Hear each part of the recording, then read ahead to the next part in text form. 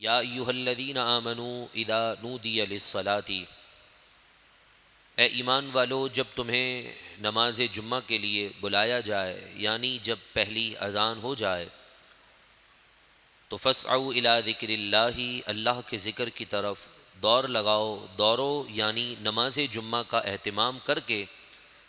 جلد سے جلد مسجد میں تشریف لے آؤ۔ وذروا البیع، اور دنیا کی جتنی چیزیں ہیں، خاص طور پر دنیا داری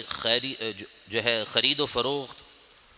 ان تمام کو چھوڑ دو اور اللہ کے ذکر کی طرف جلدی لوٹ آؤ۔ ذالکم خیر لکم،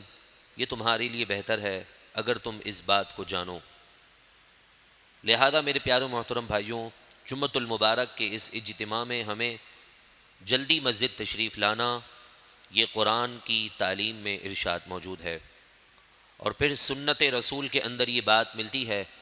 کہ میرے محبوب علیہ الصلاۃ والسلام جمعے کے دن سورہ کہف کی تلاوت کا اہتمام کرتے، کہ فرمایا کہ ایک جمعے سے لے کر دوسرے جمعے تک یہ نور بن جاتا ہے، اور یہ نور اس انسان کی حفاظت اس انداز میں کرتا ہے کہ اللہ اسے بلاؤں سے، مصیبتوں سے، تکلیفوں سے دور فرما دیتا ہے۔ اور پھر سنت رسول میں جمعے کے دن کے آداب میں یہ بھی ہے کہ ناخن کٹے ہوئے ہوں، صاف ستھرا لباس ہو، غسل کیا ہوا ہو، محبوب علیہ الصلاۃ والسلام کی سنت عطر شریف بھی لگانا میرے محبوب کا جمعے کے دن کے اعمال میں شامل ہے۔ اور ساتھ یہ بھی تعلیم دی گئی کہ کثرت کے ساتھ مجھ پر درود پاک پڑھو کہ تمہارا درود میں خود سنتا ہوں، تو جو مجھ پر ایک مرتبہ درود پڑھتا ہے، اللہ تبارک و تعالیٰ اس پر 10 رحمتیں نازل فرماتا ہے، اس کے 10 گناہ مٹا دیے جاتے ہیں اور 10 درجات بلند کر دیے جاتے ہیں۔ لہذا ہمیں چاہیے کہ ہم جمعے کا اہتمام بڑی شان و شوکت عید سے بڑھ کر کریں، کیونکہ اس میں بخشش کا بھی حضور کے فرامین کے اندر اعلان موجود ہے۔ اور پھر جمعے کے آداب میں اور سنتوں میں یہ بھی ہے کہ انسان اپنے والدین کی قبر پر جائے، فاتحہ خوانی کرے، کہ فرمایا کہ جو جمعے کے دن سورہ یاسین شریف کی تلاوت کر کے اپنے والدین کو ایصال ثواب کرتا ہے، اللہ اس کے رزق میں برکت بھی داخل فرما دیتا ہے اور اس کے والدین کو اس سے راضی بھی کر دیتا ہے۔ تو بس دعا ہے اللہ رب العزت ہمیں جمعۃ المبارک کی ان پرکیف ساعتوں کا احترام کرنے کی توفیق عطا فرمائے۔ حجۃ الوداع کا ہم واقعات سماعت کر رہے ہیں، اور یہ آخری لمحات ہیں حضور علیہ الصلاۃ والسلام کی سیرت طیبہ کے،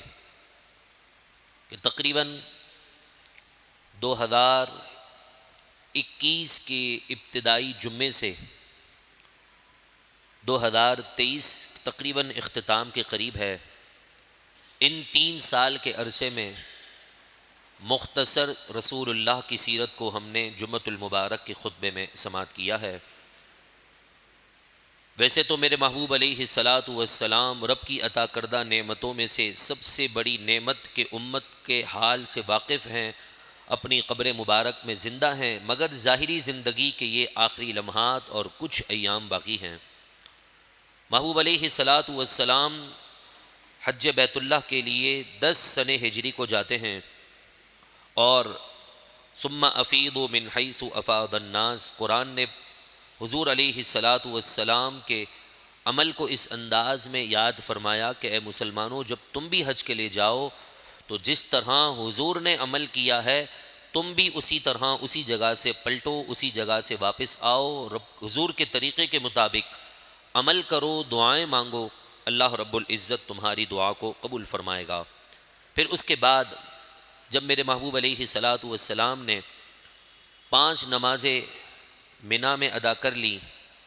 تو اس کے بعد آپ عرفات کی طرف جاتے ہیں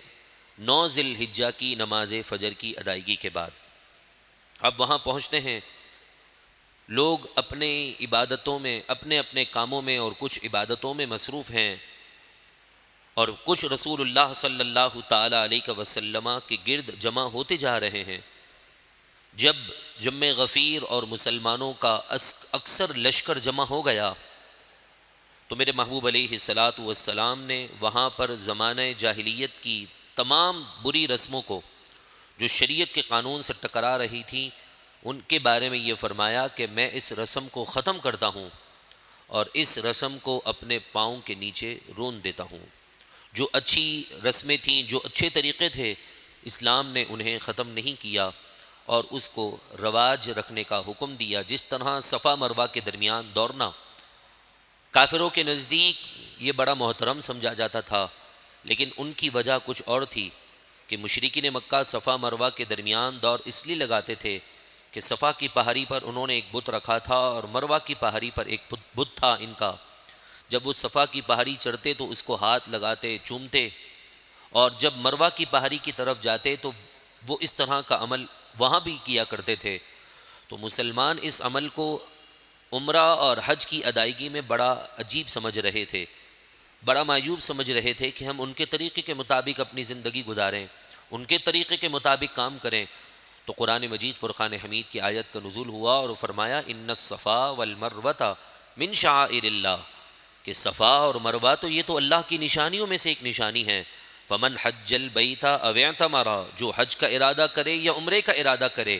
فلا جناح علیہما ان یطوف بہما، تو اس حج اور عمرہ کرنے والے کے لیے کوئی گناہ کی بات نہیں ہے کہ وہ صفا اور مروہ کے درمیان طواف کرے، سعی کرے، دوڑ لگائے۔ اس میں کوئی حرج نہیں کہ یہ طریقہ کافروں کا نہیں، یہ طریقہ حضرت حاجرہ کا ہے، اللہ کی مقرب بندی کا ہے۔ لہذا اس رسم کو، اس طریقے کو میرے محبوب نے رواج دیا اور کہا کہ جو اس طرح کرے گا اس کا ہی عمرہ پورا ہوگا، اسی کا حج ادا کیا جائے گا اور قبول بھی ہوگا۔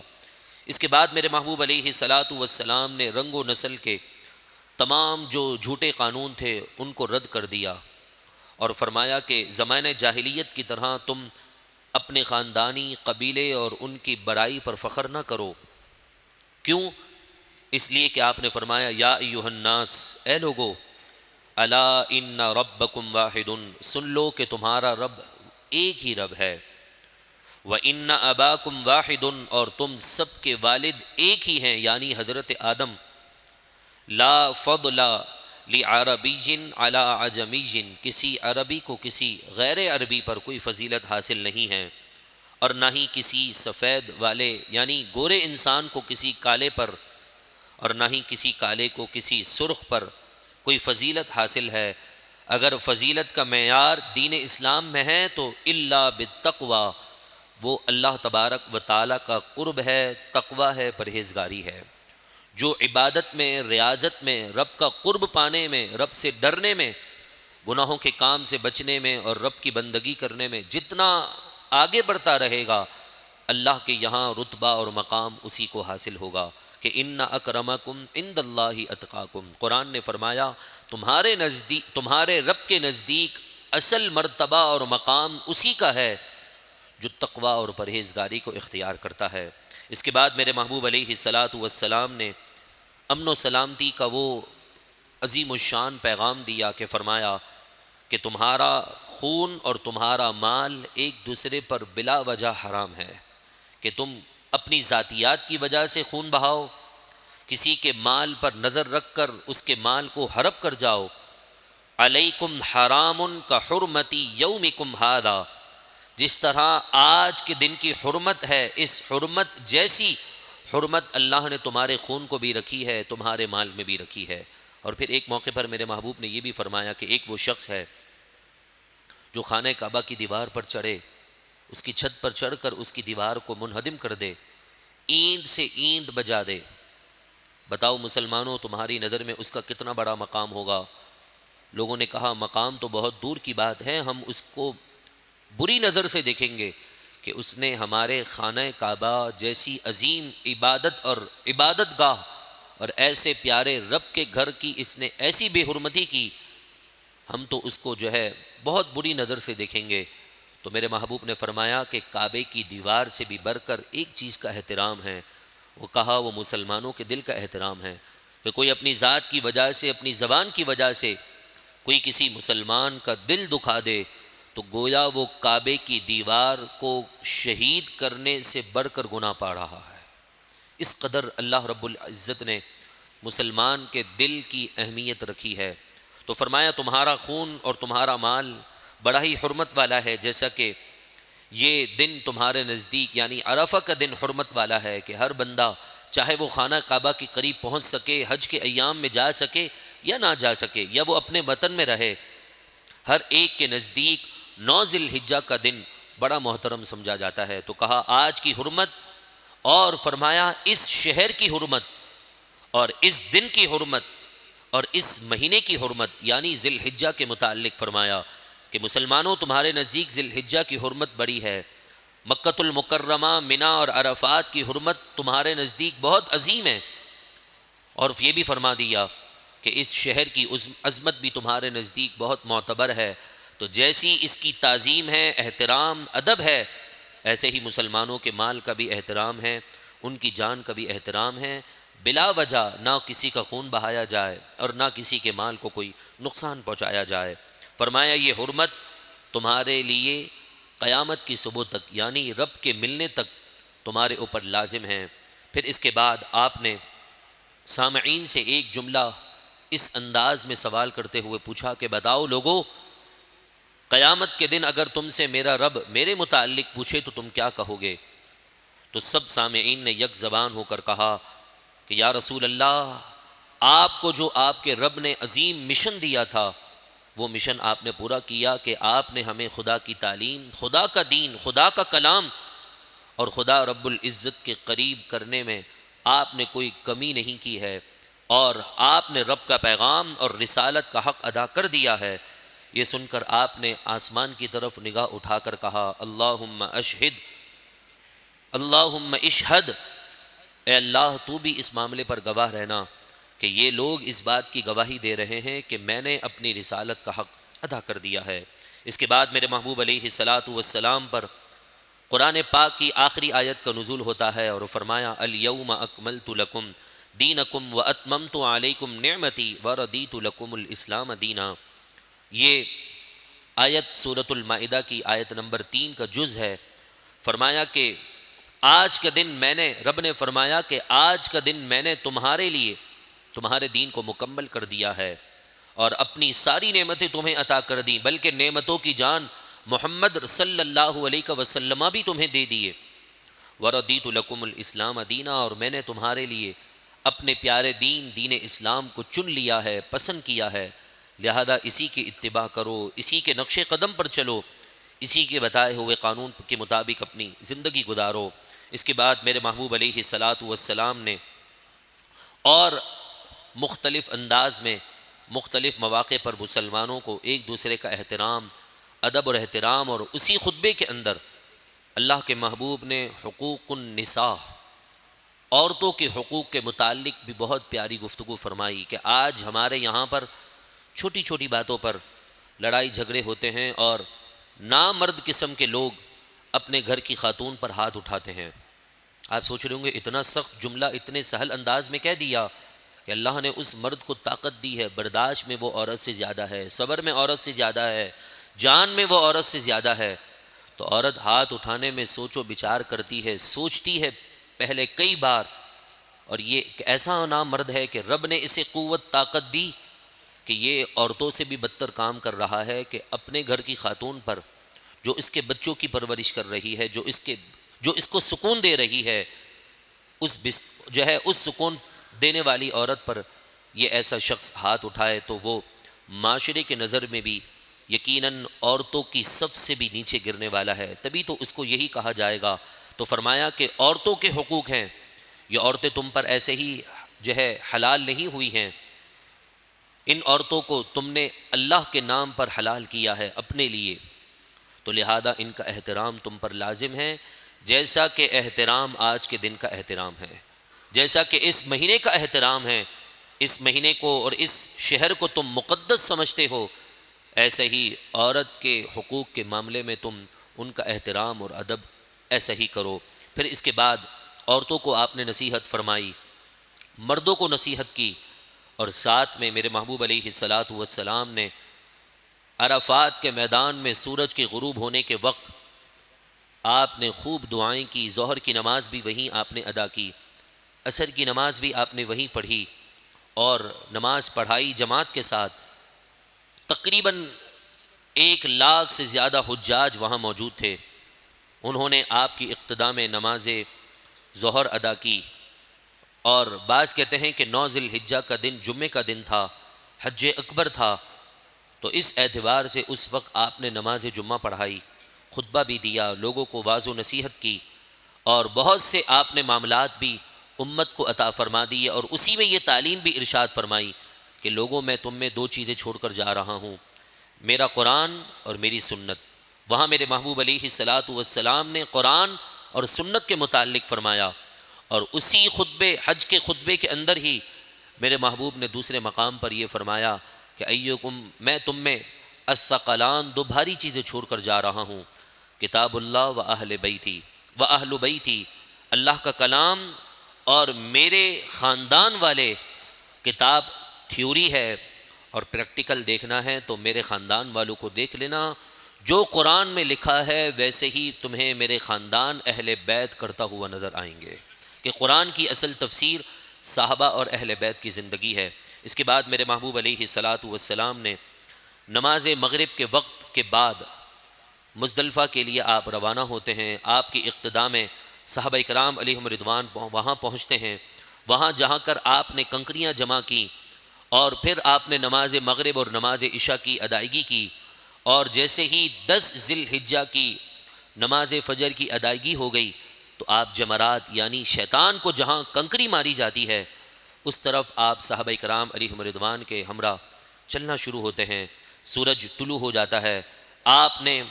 جس طرح اللہ رب العزت نے آپ کو تعلیم ارشاد فرمائی تھی اسی طریقے کے مطابق آپ نے شیطان کو کنکریاں مار کر مسلمانوں کو یہ تعلیم دی۔ پھر کنکریاں مارنے کے بعد آپ نے اس طرح مسلمانوں سے بلند آواز سے خطاب فرمایا